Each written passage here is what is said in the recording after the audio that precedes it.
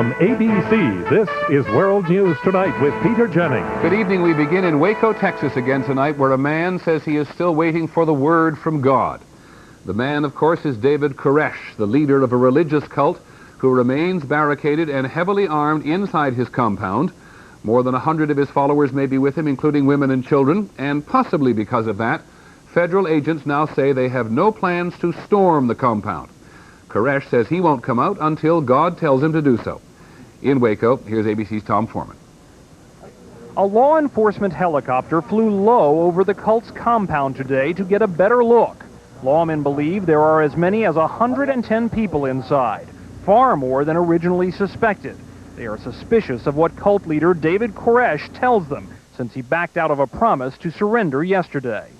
He says that he did not fulfill his promise to leave immediately with his followers because God told him to wait. Authorities are explaining in more detail what went wrong with the raid Sunday. It was to be a surprise attack to seize an arsenal of high-powered guns.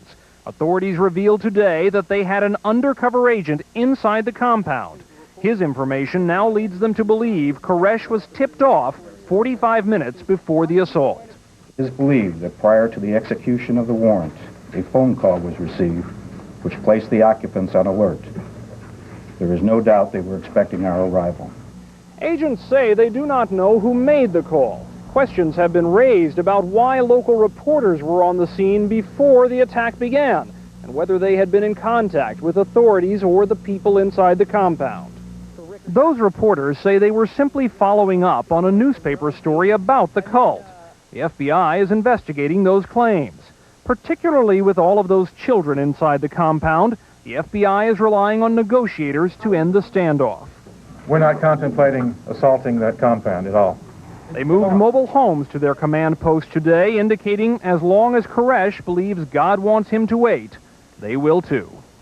Tom Foreman, ABC News, Waco, Texas.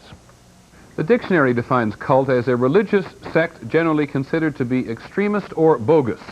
There may be 2,500 cults in the United States, most of which you never hear of unless something goes terribly wrong. Tonight, a closer look at how Mr. Koresh and other cult leaders exert such a powerful hold on their followers. ABC's John McKenzie. He inclined to me when he heard my cry. Psychiatrists say David Koresh, who often gave 15-hour Bible lectures, seems to have all the characteristics of the classic cult leader. Charming, intelligent, very intense of purpose, superb interpersonal skills, the ability to win people's trust very quickly and to manipulate people. Much the way Charles Manson did. He led his followers on a killing spree in Los Angeles. Or Jim Jones, who led more than 900 of his supporters in a mass suicide. Koresh, a high school dropout who memorized the Bible and calls himself the Son of God, attracted as many as 3,000 disciples. But why do these people follow him? Because I heard there was something here that I wanted to listen to. What do you think of David? I think he's great. And how old are you? I'm 16. I love him as a brother. Do you believe he's the Son of God?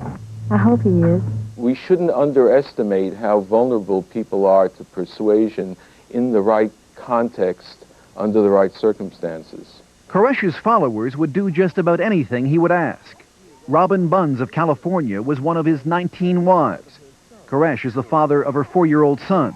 He convinces you that it's okay, that he's doing them a favor by making them his wife because he claims to be God.